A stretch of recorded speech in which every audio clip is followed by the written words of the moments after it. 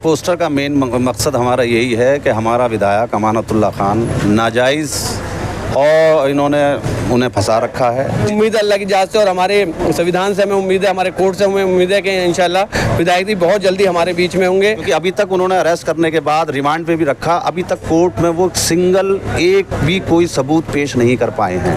हिंदू भाई हो, मुसलमान हो, सभी के लिए विधायक जी हमेशा खड़े रहें। तो आज आवाम का भी ये वक्त है कि उन विधायक जी के साथ खड़े हों।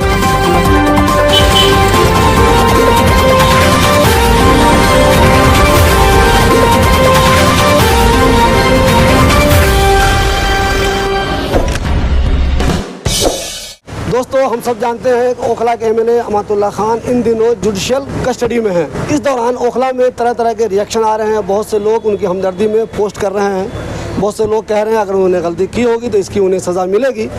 इस दौरान मैंने कल देखा कि कुछ पोस्टर लगे हुए ओखला में जिसमें अमानतुल्लाह खान को रिहा करने का एक तरह से मुतालबा किया जा रहा है।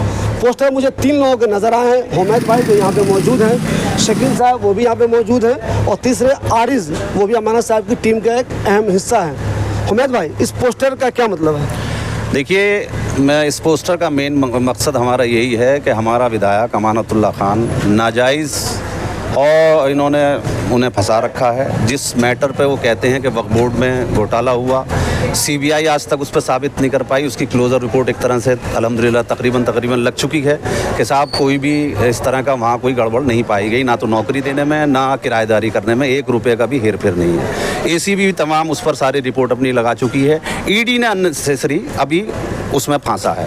अभी पीछे हमने रिट डाली है क्योंकि अभी तक उन्होंने अरेस्ट करने के बाद रिमांड पे भी रखा, अभी तक कोर्ट में वो सिंगल एक भी कोई सबूत पेश नहीं कर पाए हैं।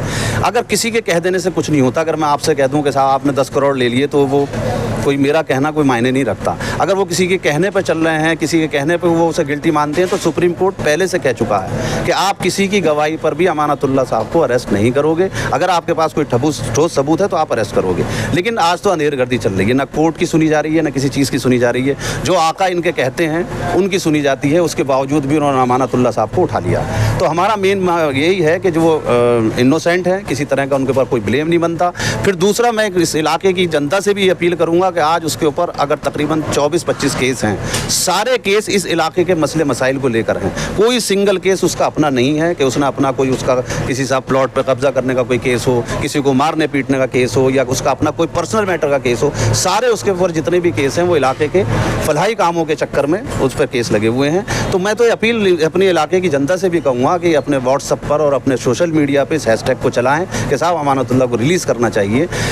मैं और दूसरे हमारे जो विपक्ष के लोग हैं उनसे भी मैं इस चीज़ के मुद्दे से हटके कहूँगा कि हमारे इलाके के या कल को उनका कोई भी एजेंसी बेवजह फंसा सकती है, तो हमारा पूरे इलाके की एक जिम्मेदारी बनती है कि हमारे इलाके का, क्या वो एक नेता हो, क्या एक मामूली सा शख्स हो जिसका कोई वजूद अगर हम एक तरह से नहीं मानते हैं, लेकिन उसके बावजूद भी अगर उसके ऊपर कोई मुसीबत आती है तो पूरे इलाके को एक टीम की तरह पक्ष और विपक्ष सोचे बिना खड़े हो जाना चाहिए और उसके लिए आवाज़ बुलंद करनी चाहिए। एक ज़माने में मैंने देखा है अमानत साहब इतने मकबूल थे कि उन पर कोई एक्शन पुलिस का होता था तो हज़ारों लोग प्रोटेस्ट करते थे, हंगामा शुरू कर देते थे। तो इस बार मैं देख रहा हूँ कि उतने ज़्यादा लोग उनकी हिमायत में नहीं आ रहे हैं। तो क्या लोग पुलिस से डर रहे हैं, खुद ईडी से डर रहे हैं, या खुद अमानतुल्लाह खान की मकबूलियत में कमी आ गई है? देखिए, इसमें ना तो कोई मकबूलियत में कमी है और अल्हम्दुलिल्लाह ओखला की जनता का ना तो नेता अमानतुल्लाह खान डरता है, ना यहाँ की जनता किसी चीज़ से डरती है। लेकिन इसमें एक मसलहत है। अगर आपको मैं ये बता दूं कि अभी जो अमानतुल्लाह खान अरेस्ट हुए हैं वो इस बात पर अरेस्ट नहीं किया था उन्होंने, जो फिलहाल अरेस्टिंग डाली है, बाद में तो उन्होंने और चीज़ें पॉइंट कर दी। उनका कहना यह है कि साहब हमें कोऑपरेट नहीं किया गया। अमानतुल्लाह खान का हमसे पहले ही बात हो गई थी कि किसी दिन भी मुझे ईडी उठाएगी, लेकिन आप लोगों को ये करना है कि आप किसी को मैसेज नहीं करेंगे, लोगों को नहीं बुलाएंगे, क्योंकि मैं नहीं चाहता, अमानतुल्लाह खान के अल्फाज में आपको बोल रहा हूँ कि मैं नहीं चाहता कि मेरी वजह से मेरे फॉलोअर्स, मेरे चाहने वाले या मेरी विधानसभा के किसी आदमी पर कोई केस लगे। तो हमारा आपने देखा होगा, हम लोग वहाँ ऐसे ही खड़े हुए थे, ना हमने किसी को फ़ोन करा ना कुछ करा। अगर कहीं कोई नारेबाजी की भी बात हो रही थी या कुछ हो रही थी, हम लोगों को खुद हटा रहे थे। पुलिस, अगर पब्लिक आगे बढ़ती थी तो हमारी टीम उसे पब्लिक को पीछे करती थी। देखिए, विधायक ये नहीं चाहता कि अगर मैं परेशान हूँ तो मेरी वजह से मेरे लोगों पर भी परेशानी आए। आज वो हर तरह की परेशानी अपने ऊपर लेने को तैयार है। उसका मेन मकसद ये है कि इलाके के लिए अगर कोई भी परेशानी हल होती है, उसका अगर कोई खमियाजा भुगतना पड़ता है, एक बार को मैं भुगत लूँ, मेरे दोस्त, मेरे मिलने जुलने वाले या मेरे इलाके के लोग ना ले पाएँ। तो मेन वजह यही थी कि हमने लोगों को वहाँ इकट्ठा नहीं किया।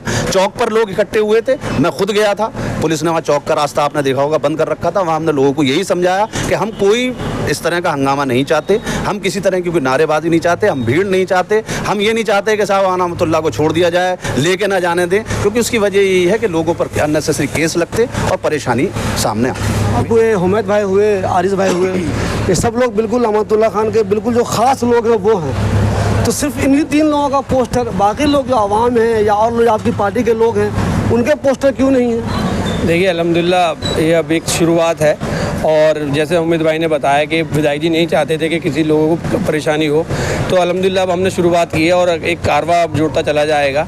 और जो रिलीज़ की अपील है, हम तो आवाम को कहेंगे कि वो विधायक आप लोगों के साथ खड़ा रहा, जो जिसने हमेशा, चाहे दंगे हों, चाहे हॉस्पिटल का मामला हो, चाहे हिंदू भाई हो, मुसलमान हो, सभी के लिए विधायक जी हमेशा खड़े रहें। तो आज आवाम का भी ये वक्त है कि उन विधायक जी के साथ खड़े हों पूरे बुरे वक्त में, और उनके लिए दुआ करें, अल्लाह ताला उनको रिलीज़ करे, क्योंकि वो बेगुनाह हैं और दुनिया जानती है इस बात को कि आज का सिस्टम क्या चल रहा है, कि एजेंसियाँ किस तरीके से काम कर रही हैं। तो विधायक जी के ऊपर भी एक प्रेशर है एजेंसियों का, जो विधायक जी बंद है। हमें उम्मीद है अल्लाह की जात से और हमारे संविधान से हमें उम्मीद है, हमारे कोर्ट से हमें उम्मीद है कि इंशाल्लाह विधायक जी बहुत जल्दी हमारे बीच में होंगे।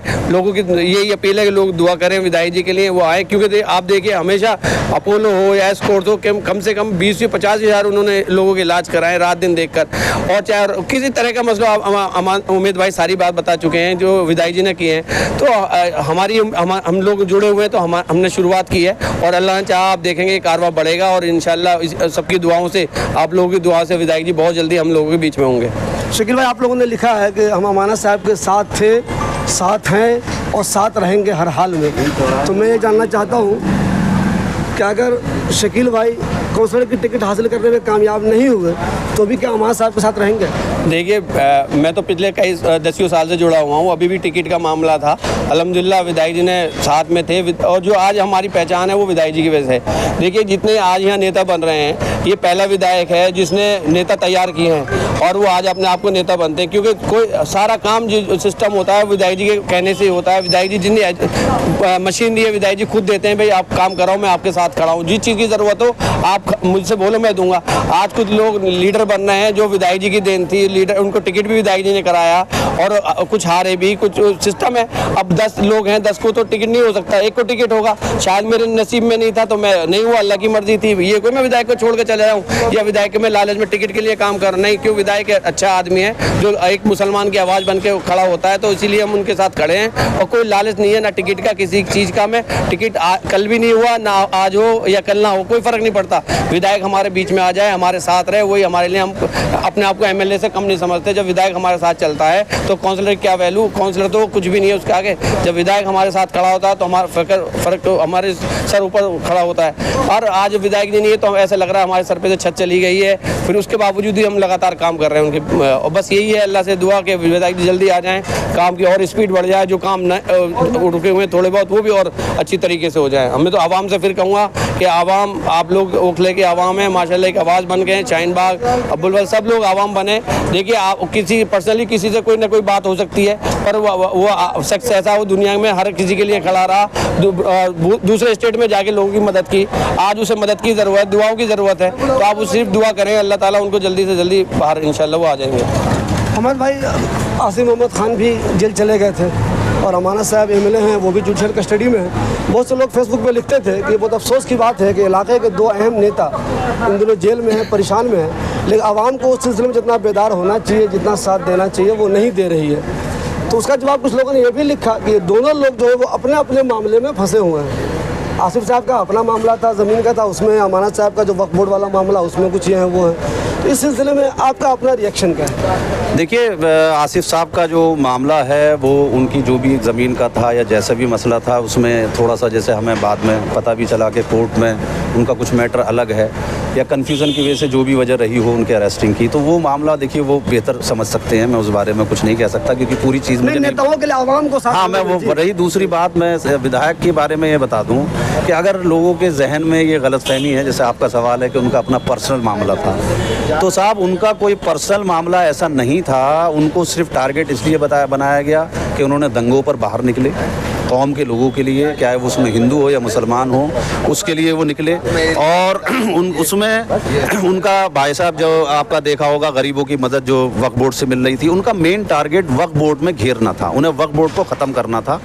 ये केस लगाने का मेन मकसद सिर्फ यही था कि वक्फ बोर्ड को ख़त्म कर देना। अभी आप देख ही रहे हैं वक्फ बिल लाने के चक्कर में हो, जो मुसलमानों की आमदनी वक्फ बोर्ड से होती थी और वो मुसलमानों पर ही लगनी चाहिए, जो रूलिंग है वो उन्हें खड़ रही थी। लोगों की फीसें जमा हो रही थी, गरीबों का इलाज वहाँ से हो रहा था, और जिन लोगों को अगर आगे कोई बिजनेस करना था या दंगे में किसी तरह से लोगों की दुकानें जली, मकान जले, सब में उसमें मदद की। उसमें क्या है, वो हिंदू हो या मुसलमान हो। जबकि देखिए वक्फ बोर्ड का जो पैसा है एक तरह से एज पर रूल लगना तो मुसलमान पे चाहिए, लेकिन उसमें अमानतुल्लाह खान ने हिंदू मुस्लिम नहीं देखा, उसमें उन्होंने सिर्फ परेशान देखा। आपको पता होगा ड्रग डीलर गुजर बिरादरी से थे, गुजर समाज से थे, उनको मार दिया था। उसमें भी अमानतुल्लाह साहब ने उनकी एहलिया को जॉब भी दिलाई और उनको पैसा वक्फ बोर्ड से भी दिया, सरकार से भी पैसा दिलवाया गया। तो वक्फ बोर्ड के लिए उनका पैसा ना हिंदू था ना मुसलमान, सबको लिए। लेकिन सेंटर को ये चीज़ खल रही थी। सेंटर नहीं चाहता कि कोई भी फलाह के काम किसी तरह के इस तरह के, या तो हमारी पर्टिकुलर अगर कौम की बात करें या आम आदमी पार्टी का कोई भी विधायक कोई इस तरह के फलाह का काम करे जिससे आम आदमी पार्टी की मकबूलियत बढ़ती है, वो सेंटर को खटकता है। आज ये देखिए कि हमारा ये है हज कमेटी है, हज कमेटी हमेशा से दिल्ली स्टेट जिसकी भी रही, मैं कहता हूँ अगर वो बीजेपी की है, वो कांग्रेस की रही, आज आम आदमी पार्टी की है, वही उसके सारे मेंबर अपॉइंट करते आए हैं, वही उसके चेयरमैन को अपॉइंट करते आए हैं। आज सब कुछ छीन लिया उन्होंने अपने हाथ में। कल को वक्फ बोर्ड में भी वो उठा के अपने आदमी बिठा देंगे, क्योंकि वो भी उन्होंने ख़त्म कर दिया है कि साहब अगर इसमें भी कोई चेयरमैन बनेगा या कोई मेंबर बनेगा, वो साहब सेंटर उसमें दखलंदाजी करेगा। तो आहिस्ता आहिस्ता यहाँ जंगल राज होता चला जा रहा है। आहिस्ता आहिस्ता ये इस तरह के हालात बना रहे हैं कि जो हमारे ये देखिए पड़ोसी मुल्क बांग्लादेश हो, चाहे हमारे पड़ोसी मुल्क श्रीलंका हो या पाकिस्तान हमारा पड़ोसी मुल्क है, उससे बद से बदतर हालात यहाँ ये बनाने की तैयारी कर रहे हैं। इनका काम ये है कि नौजवानों को बेरोजगार बना दो,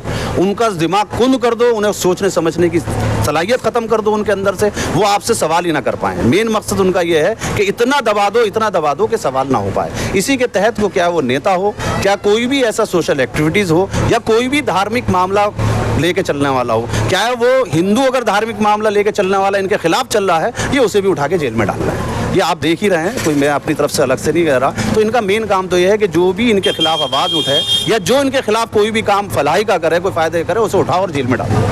तो मेरा आखिरी सवाल ये है, अभी आप लोगों ने पोस्टर लगाया अमाना साहब की हिमायत में, उनकी हमदर्दी में, आने वाले दिनों में क्या और भी कुछ प्लान कर रहे हैं आप या अभी नहीं कर रहे हैं? देखिए ऐसा है जैसे जैसे अगर सरकार नहीं सुनती है तो उसी तरह से हमारे प्लान हैं। अभी 3 लोगों के आपने देखे हैं। अभी आप देखिए हर विधानसभा के वहाँ के जो जिम्मेदार हैं, जैसे तैमूर नगर में अलग लोग लगाएंगे। ज़रूरी नहीं है कि आप पूरे इलाके में हम ही लोग लगाएं। सभी जहाँ जो लोग चाहते हैं, उन्हें पसंद करते हैं, वो अपने तौर पर इंडिविजुअली अपना लगा रहे हैं। पार्टी की तरफ से जो बना के, जैसे एक हमारा संगठन है, पार्टी से मुराद हमारा संगठन, वो अपनी तरफ से क्लब करके जो लगा रहा है वो अलग है, पर पर्सनल अपना लगा रहा है, जिसकी जैसी चाहत है उस हिसाब से वो कर रहा है। अब एक सिलसिलेवार शुरू हो रहा है। उसके बाद अगला हमारा टारगेट रहेगा कि अगर नहीं सुनते हैं तो उसके लिए हमारा पूरा संगठन बैठेगा और उसके बाद वो तय करेगा कि आगे की क्या क्रिया कार्य करना है, किस तरह का एजिटेशन करना है, क्या चीज़ करनी है, शांतिपूर्वक कोई भी काम करना, वो बैठ के जो है वो हमारा संगठन तय करेगा। वो फिर उसी हिसाब से हम आगे चलेंगे, रुकेंगे नहीं।